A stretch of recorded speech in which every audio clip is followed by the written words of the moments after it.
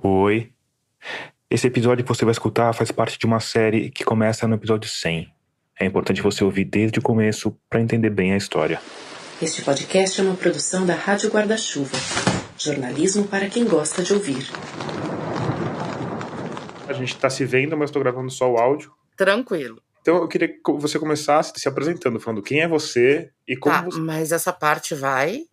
Não precisa ir, se você não quiser. Eu entrevistei dezenas de pessoas durante a apuração desse projeto. E todas elas têm uma coisa em comum. Tem medo de falar. Não, eu preferia que ficasse meio anônimo, assim. Com a Thaís Ignácio, não foi diferente. Você prefere que não apareça o seu nome? Não, porque eu temo, né, pela minha vida e sabe as pessoas que eu sou ligada, então... Tá. Essa primeira conversa aconteceu no começo de setembro e foi gravada à distância porque a Thaís mora em Porto Alegre.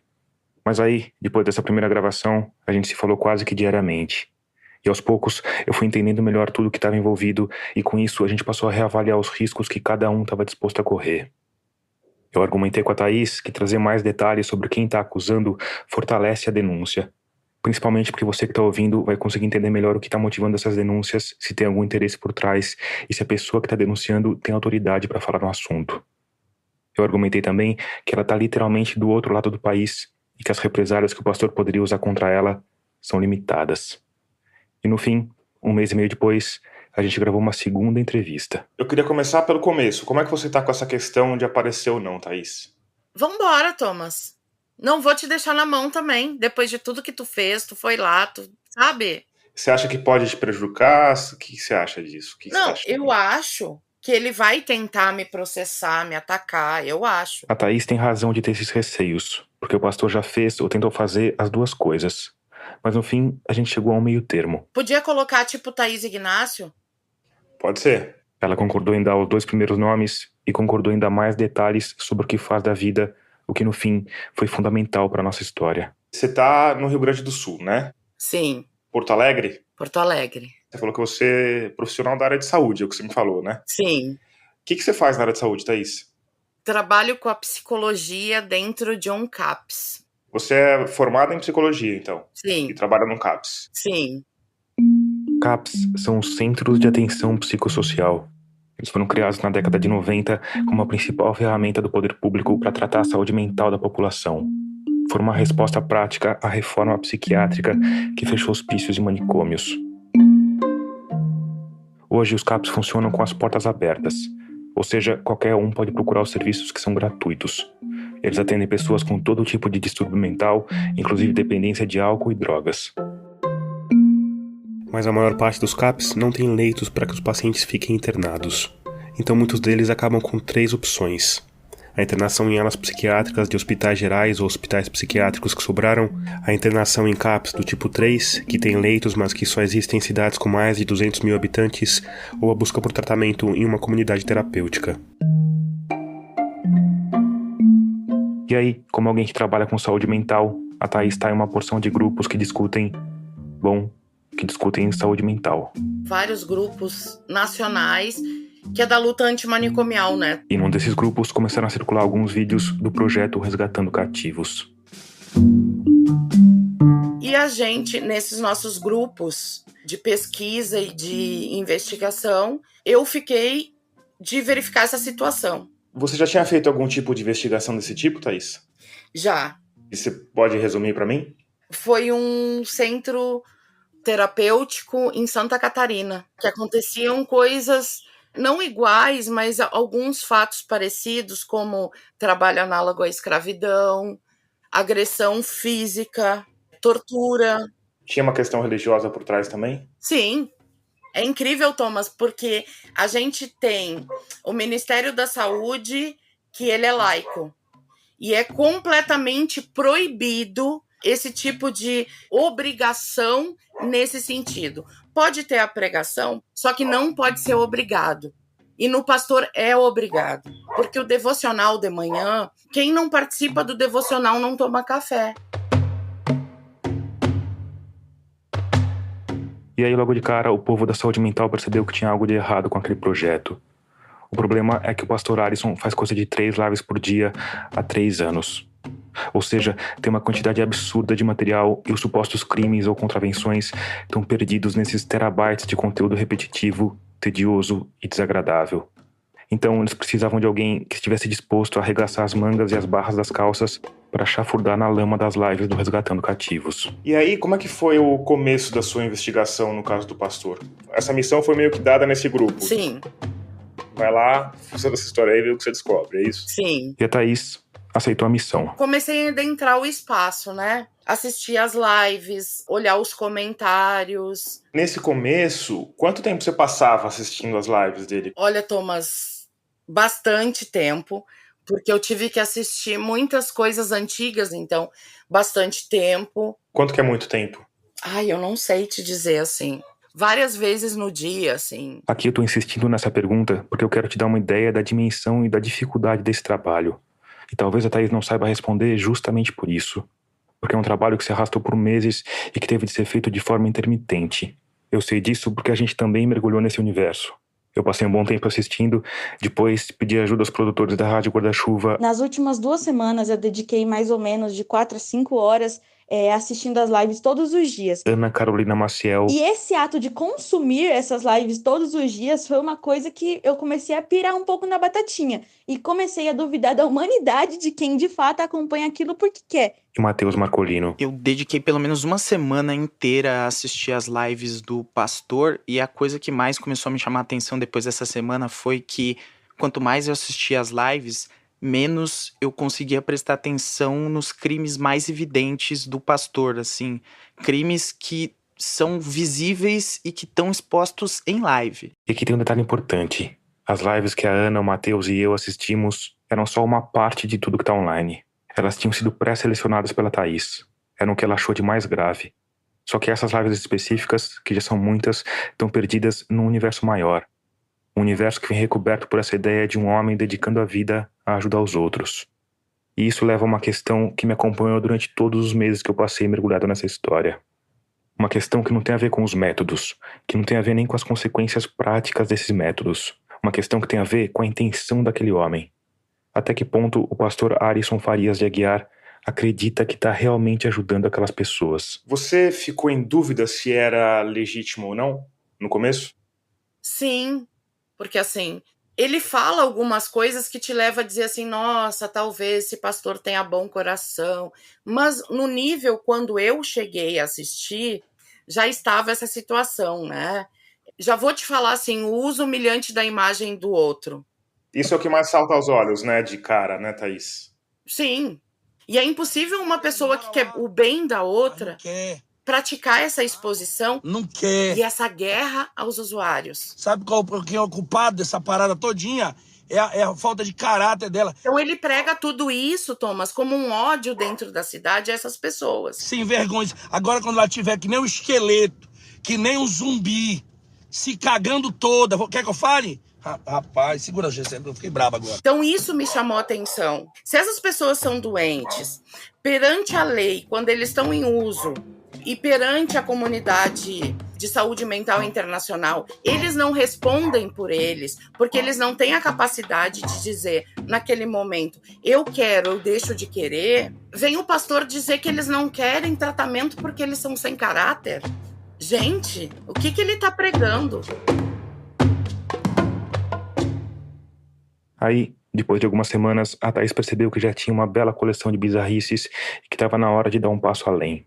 Estava na hora de sair das lives para o mundo real. A gente decidiu encontrar pessoas descontentes.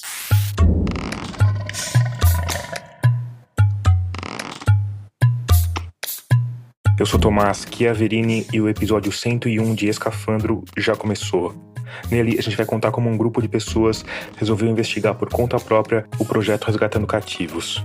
E a gente vai escutar o depoimento de alguém que esteve lá dentro. Antes, eu preciso te contar uma história rápida. É que 2 dias depois da publicação do primeiro episódio da série, na sexta-feira, dia 3 de novembro, o Instituto Resgatando Cativos publicou um texto que eles chamaram de nota jurídica.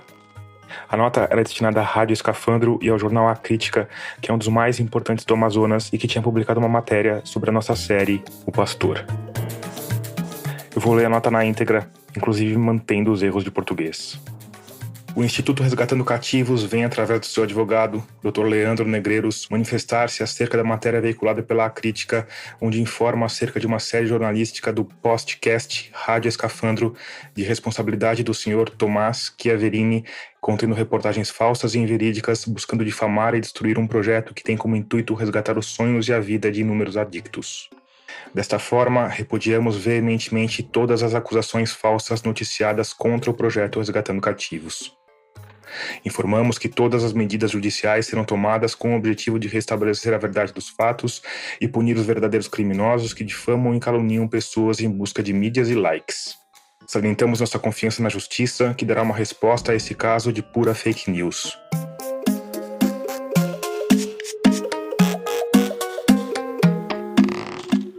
Essa nota jurídica não tem valor legal, mas é uma ameaça.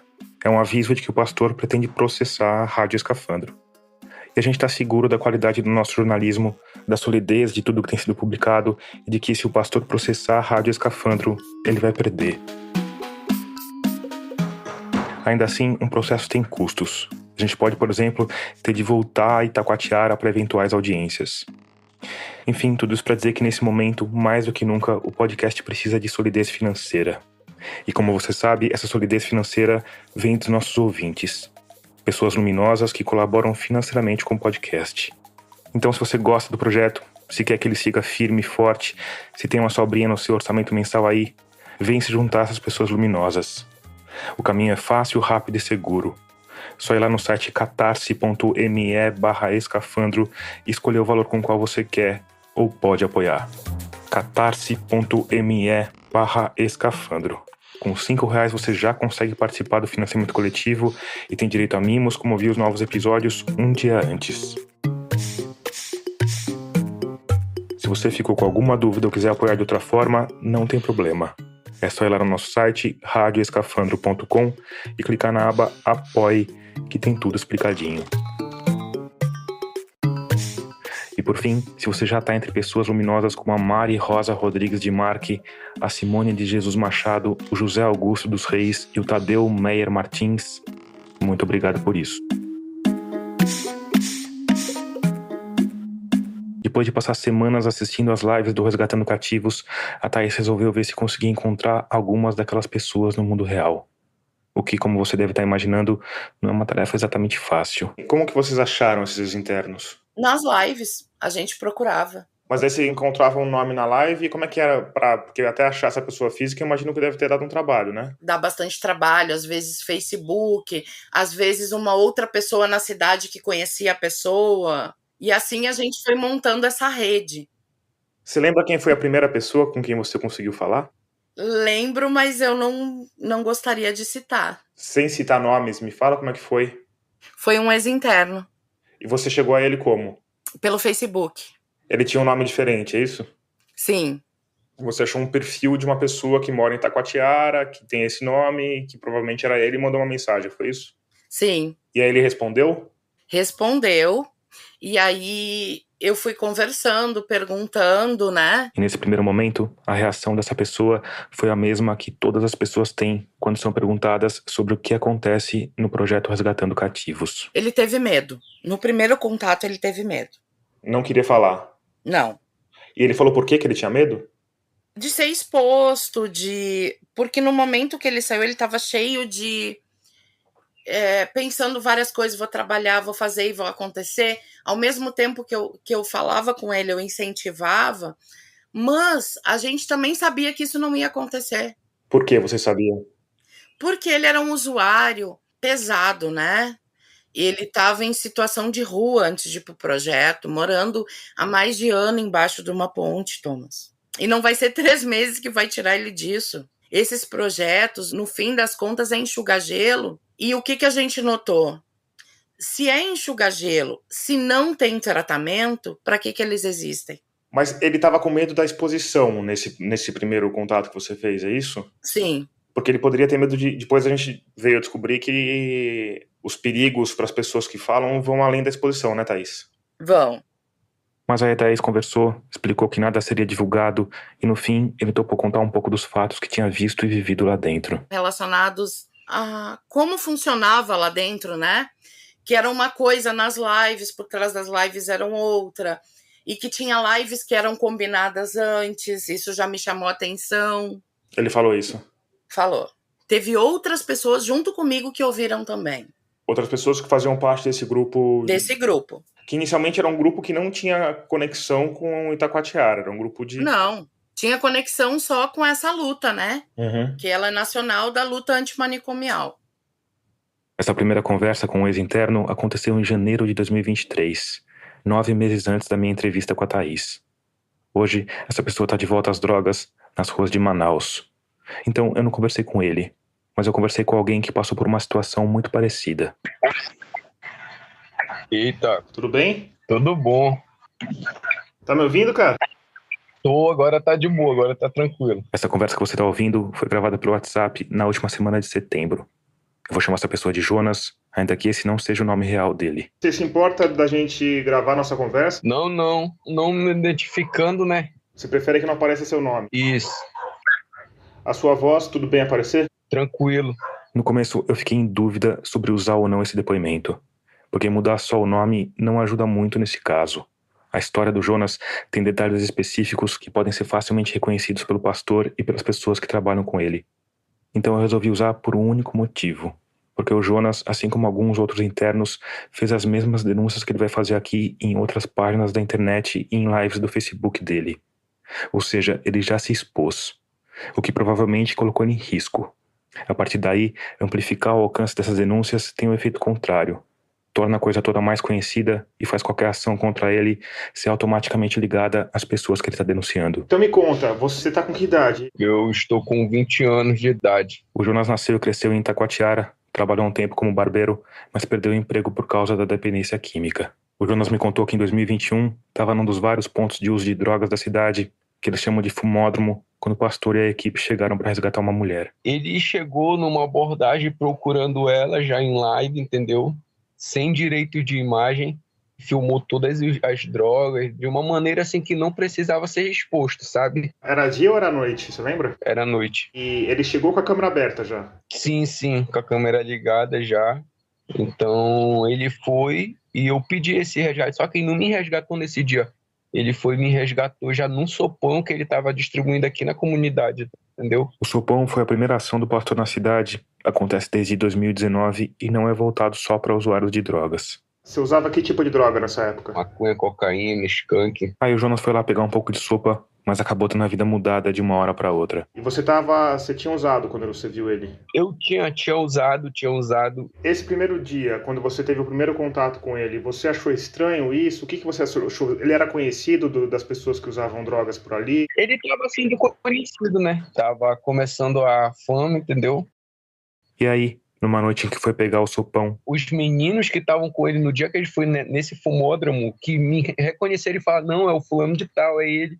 Ele que pediu o resgate, ele se lembrou e falou, então você é o nosso resgatado de hoje, entendeu? o Jonas aceitou o convite, colocaram ele num carro e levaram para a Casa Azul. Hoje, o pastor tem 3 casas na cidade de Itacoatiara. A casa onde ele mora, a Casa Rosa, que originalmente abrigava as mulheres, e a Casa Azul, onde ficavam os homens.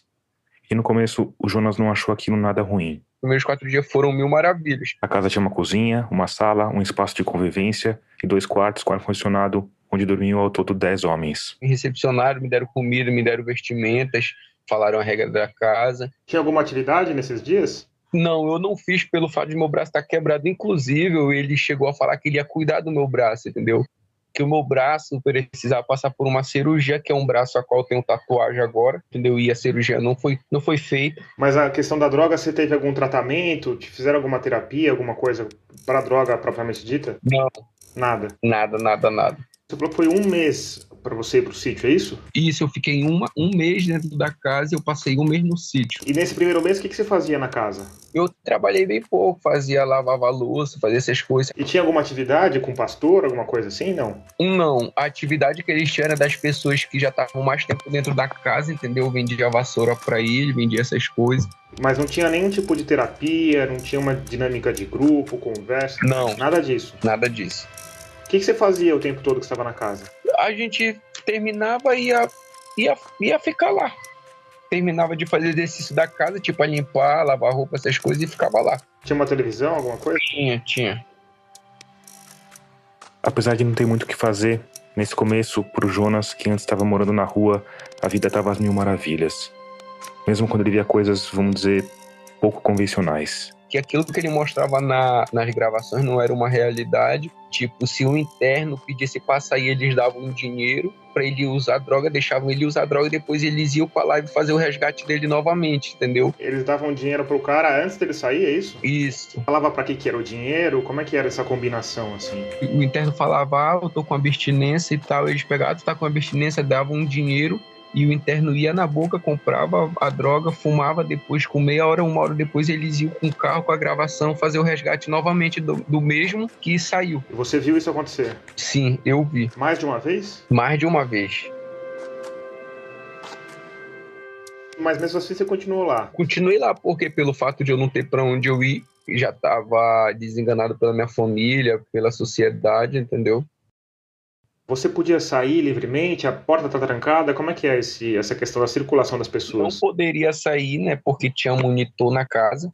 Inclusive, o monitor, que é ex-genro dele, batia nos internos, entendeu? Ah, é? Você viu isso? Sim, eu vi. O próprio pastor mandava dar estica nas pessoas, entendeu? O que é dar estica? Bater. Mas por quê? Coisa da mente dele. Você viu alguma coisa assim, de gente apanhando? Sim, eu vi. Ele mandando o monitor aguentar o cara. E, inclusive, ele joga com tráfico aqui na comunidade, entendeu? Não, me explica melhor.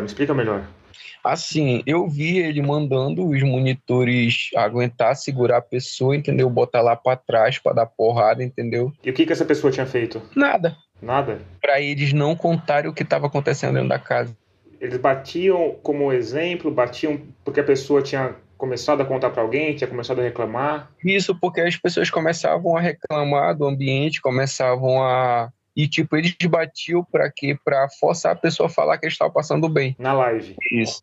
E aí, enquanto vocês estavam na casa, ele fazia live com vocês lá dentro? Sim. Como é que era essas lives? Era live como que se as pessoas estivessem bem, passando bem, essas coisas, entendeu?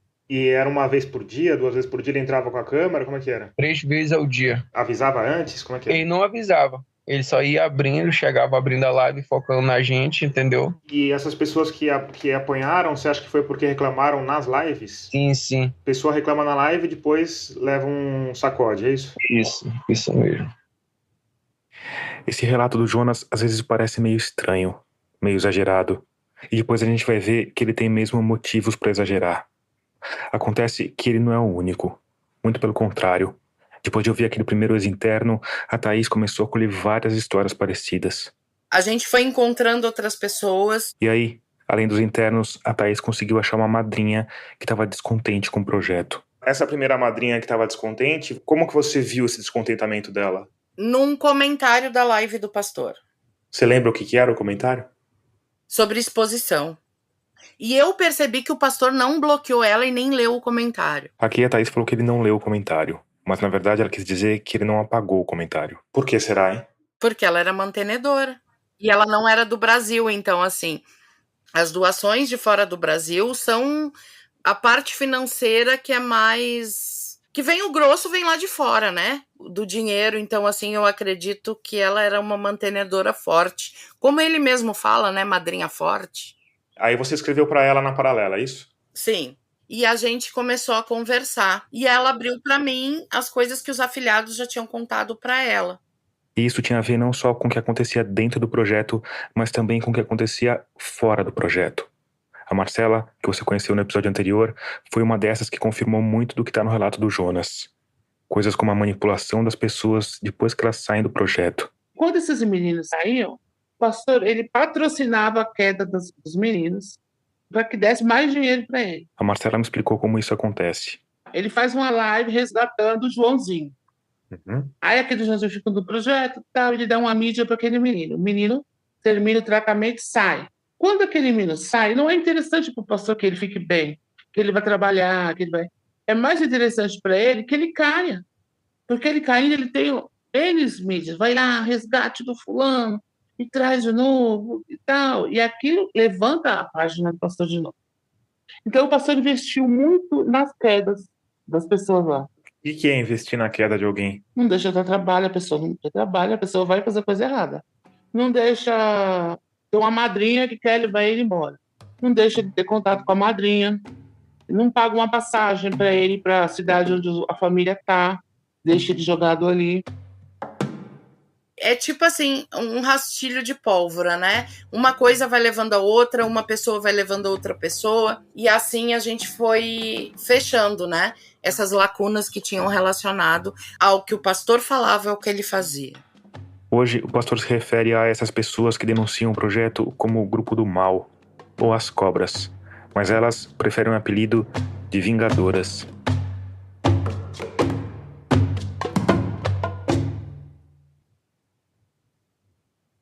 Eu perguntei para Thaís sobre que outros elementos as ex-madrinhas trouxeram para além do que ela tinha escutado daquele primeiro ex-interno. Muitas coisas, que o pastor não sabe, mas eles falam em off.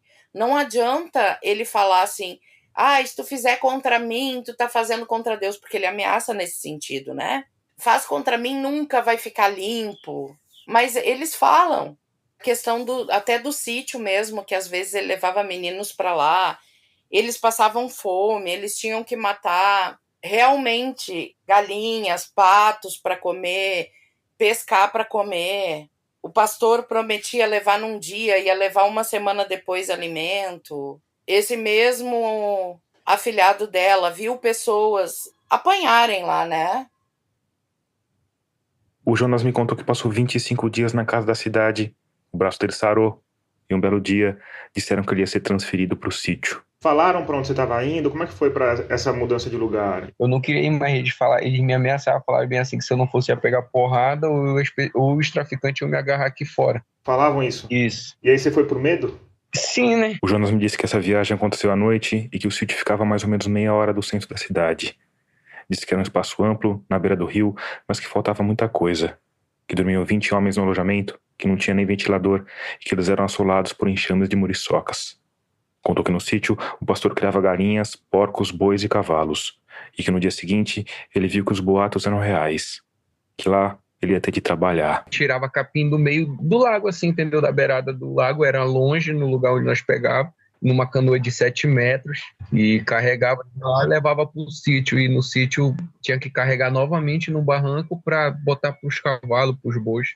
E aí eu e mais outro, 4 carradas, 2 de manhã, 2 à tarde. Tinha que vir cheia, porque se não pegasse, não comia. E aí você trabalhava de que horas a que horas? Acordava às 5 da manhã, tomava um café, com um copo de café e um pedaço de bolo de cuscuz. E saía umas 6h30, 7 horas, voltava 11 horas, no sol quente remando. Voltava 11 horas, almoçava? Almoçava e voltava 1 hora.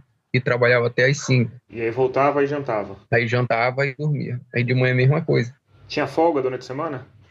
Não, todo dia. Trabalhava direto, de sol a sol, de segunda a segunda? Se chovesse, trabalhava também. E recebia por isso? Não. Nada? Porque eles falavam que nós estava lá e eles já faziam bastante pela gente. E como é que era a circulação? Você podia sair de lá? Não podia. E lá não tinha live? Não, eles faziam o vídeo e botavam como live. Isso provavelmente não vai ser novidade para você, mas essa situação que o Jonas está narrando é o retrato de um crime. Trabalho análogo ao escravo, previsto no artigo 149 do Código Penal Brasileiro. Lá existem 3 aspectos principais que caracterizam esse crime: jornada exaustiva ou trabalhos forçados, condições degradantes de trabalho ou restrição à locomoção. Qualquer um desses aspectos, mesmo que exista só de forma isolada, é suficiente para caracterizar trabalho análogo ao escravo. Nos relatos referentes ao projeto Resgatando Cativos, os 3 aspectos estão presentes. A pena prevista pelo Código Penal é de 2 a 8 anos de reclusão, mais multa, e essa pena pode ser aumentada se tiver violência ou ameaças de violência no pacote. Apesar disso, o pastor Alisson não parece muito preocupado. Tem live em que ele, com uma planta de construção na mão, ela é assim, segura aqui. Ela começa com 10, assim, ó. Passa instruções pro Bochecha. Aqui, ó. Com 10 no canto daqui. E vai com 20. Um interno que é pedreiro. Pra fora. Isso daí já pegou, né? Como todos os outros, chama o pastor de pai. Agora esse daqui, ó, pai. E que hoje tá de volta às drogas. Todas as baias tem que ter. E tem várias outras lives parecidas. Tem até uma em que ele mostra os internos construindo uma piscina na casa da filha dele.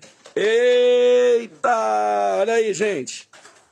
Sabe o que é isso aqui? E assistindo a esses vídeos tem um aspecto que chama atenção. Na piscina dos resgatados, gente. Olha aí, ó. As pessoas estão felizes, trabalhando de boa vontade. E isso pode parecer estranho, mas no fim é compreensível. Porque muitas pessoas estavam em situações subhumanas quando foram resgatadas. Roubando da família para comprar crack, a droga mais barata, suja e nociva que existe, fumando em muquifos quentes, abafados e pestilentos, caídos nas ruas da cidade.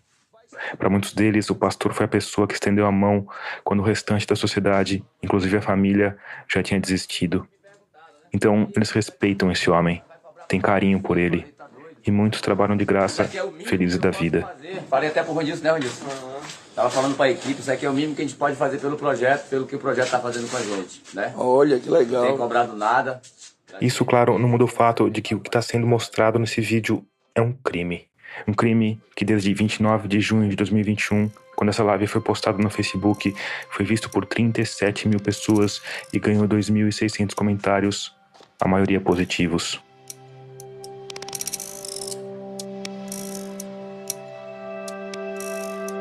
E aí, quando foi que você resolveu sair disso daí? Quando eu vi tudo isso que estava errado, eu falei, poxa, eu não tô aqui para me ser escravo deles. Eu não tô aqui para me trabalhar no sol quente, feito louco. Eu falei, eu prefiro estar na rua. E aí você falou para ele que ia sair? Eu falei para ele. Ele arrumava um pretexto para falar qualquer coisa que a gente quisesse sair é porque quer usar droga, tá com abstinência. O Jonas me disse que quando ele fincou o pé que queria ir embora, o pastor falou, tá bom, fica à vontade. Ele falou, vai andando, tá aí o ramal, ele falou. Ramal aqui significa estrada de terra. Uma estrada que, não custa lembrar, fica no meio da floresta amazônica. E aí você foi? Eu fui. No mesmo dia? No mesmo dia. Saiu de manhã ou saiu de noite? Saí de noite. De noite ainda? Inclusive no escuro. No escuro. E quanto você caminhou para chegar até a sua casa? Caminhei muito, cara. Caminhei muito. Foram 2 horas de ramal para chegar na estrada principal.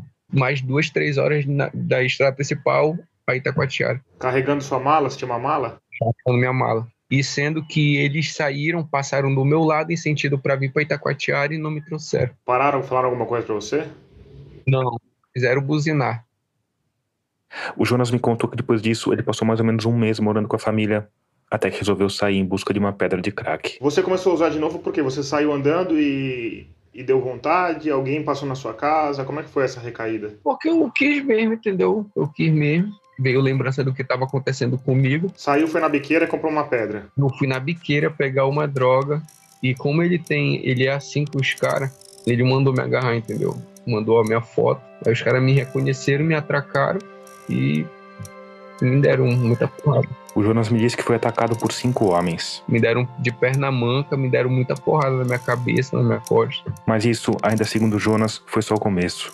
Porque depois desse primeiro espancamento, o Jonas me disse que os traficantes amarraram ele e gravaram um vídeo. Falando bem assim, tá aqui, pegamos ele, pastor. Depois disso, o Jonas disse que foi carregado para um descampado onde apanhou mais. Foi quando eu me fiz de morto, e sendo que um deles cutucava assim, falava assim, ele tá morto, ele já tá morto, e nós vamos jogar o corpo dele. Aí um falou bem assim, não, pode deixar aqui, bem que vão encontrar ele, vão levar ele. Ele me contou que continuou se fingindo de morto, até que os traficantes se afastaram. Ele juntou o restante de forças que tinha, se levantou e correu até o asfalto. Quando chegou na principal, na rua, foi quando eu caí e me joguei. Aí me acharam e me levaram pro hospital.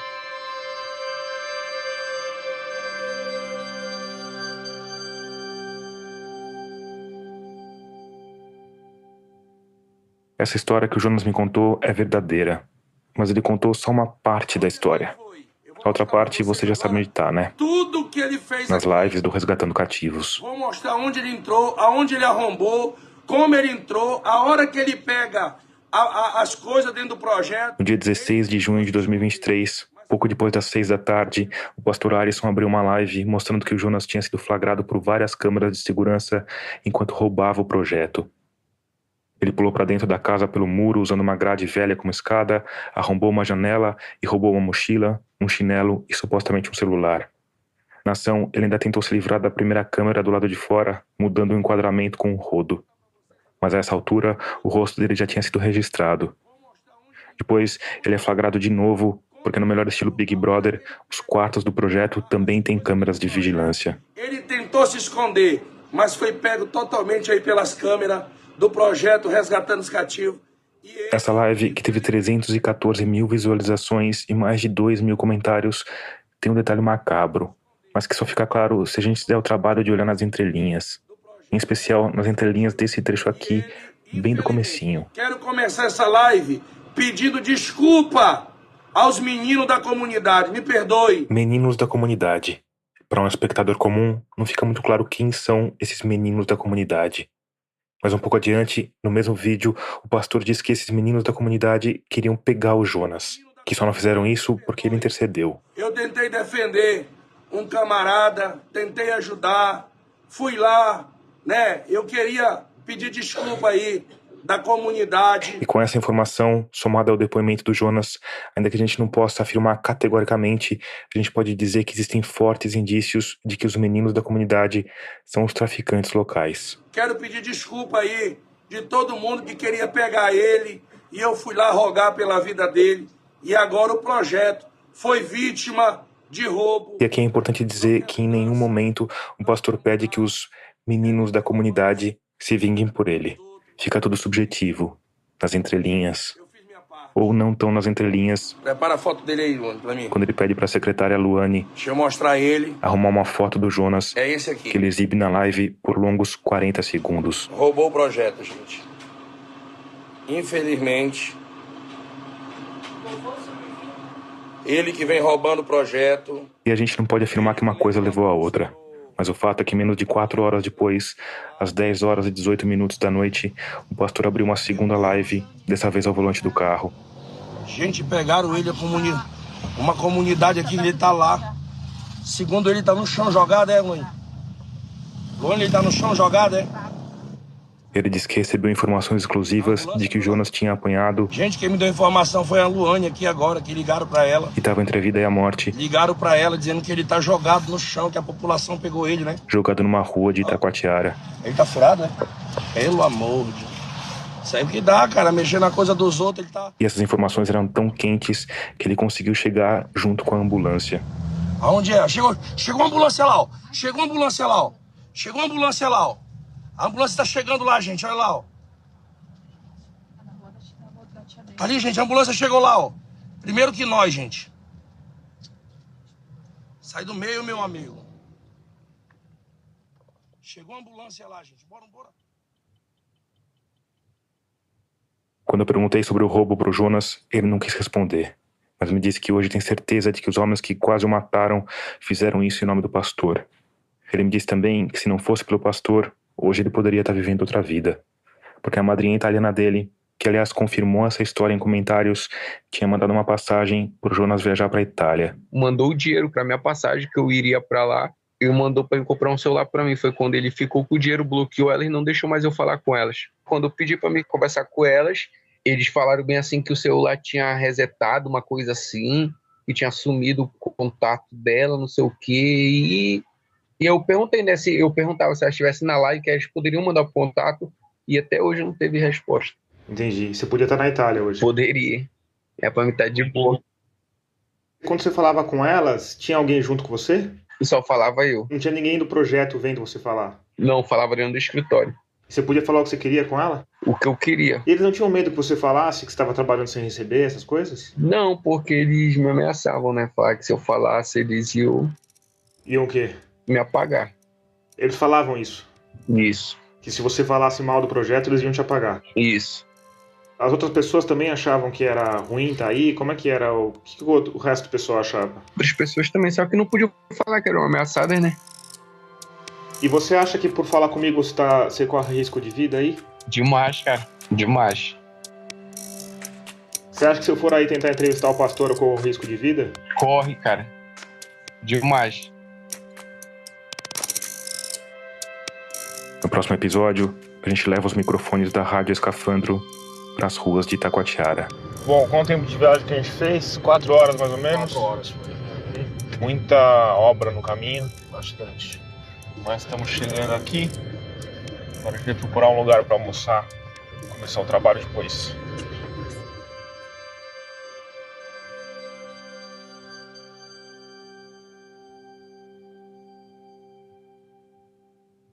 Antes de terminar, eu quero te falar dos nossos parceiros da Rádio Guarda-Chuva, a primeira rede de podcast jornalísticos do Brasil.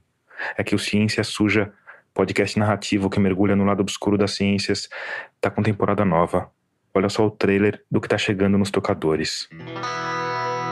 Oi, pessoal. O time Ciência Suja vai fazer o que a gente nunca fez antes. 2 temporadas no ano. E de um certo jeito, o que a gente quer responder nessa temporada é: o que é ciência e para quem é a ciência? Então a ciência não é sinônimo de verdade. E, na minha opinião, o maior exemplo histórico disso são as teorias raciais via ciência, né? A gente vai ter uma temporada temática, com foco no colonialismo e no racismo na ciência. Porque é isso, a instituição ciência trouxe coisas incríveis para a humanidade, mas ela sofre com a falta de diversidade. E aí, nós, e em especial as populações marginalizadas, sofrem junto. Vão ser 5 episódios quinzenais para trazer assuntos como a falta de ética e de diversidade nas pesquisas. Por exemplo, falseou tamanhos de crânios para tentar criar uma teoria de que essas pessoas eram inferiores naturalmente por conta disso. A gente também vai falar do viés racista de tecnologias usadas por todos nós. As pessoas começaram a falar que a culpa é do algoritmo. E aí nós esquecemos das pessoas que estão construindo e dando continuidade a essa perspectiva que foi pensada no século XIX. E de roubo de fósseis, uma história que parece coisa de cinema. Isso é clássico. É o Indiana Jones, né, gente? O Indiana Jones que, sai lá da universidade dele, vai para outros países, destrói um monte de coisa no processo de aquisição lá da relíquia que ele tá atrás, e leva essa relíquia para outro país em momento algum, sem saber se, legalmente aquela aquisição poderia estar sendo feita. Tem também o apagamento de descobertas e da carreira de pesquisadores não brancos. Muito difundido que as pessoas negras, de uma maneira geral, teriam menor capacidade de aprendizado, de inteligência e tudo mais. E aí, como a gente supera o colonialismo na ciência? E como lidar com o legado da ciência suja do passado ou com as ameaças trazidas pela ciência suja de hoje?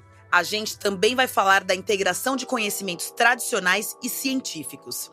Então, já vai se preparando que a 4ª temporada do Ciência Suja estreia no dia 26 de outubro, com episódios quinta sim, quinta não, nos tocadores de podcast. O Ciência Suja tem o apoio do Instituto Serra Pilheira.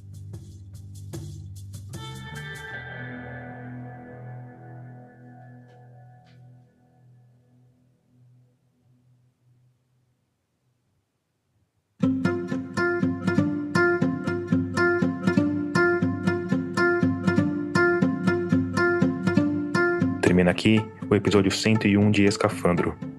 Obrigado por escutar e até o próximo mergulho, que de novo vai ser mais cedo do que de costume, daqui a uma semana.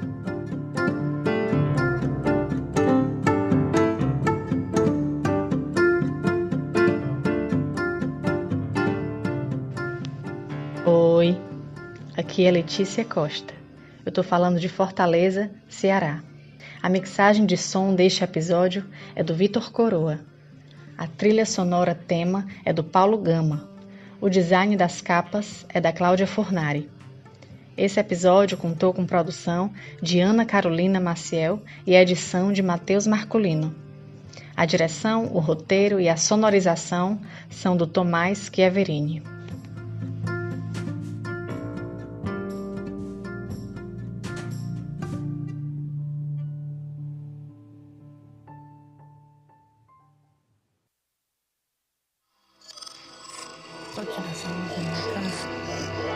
Esse podcast é apresentado por b9.com.br.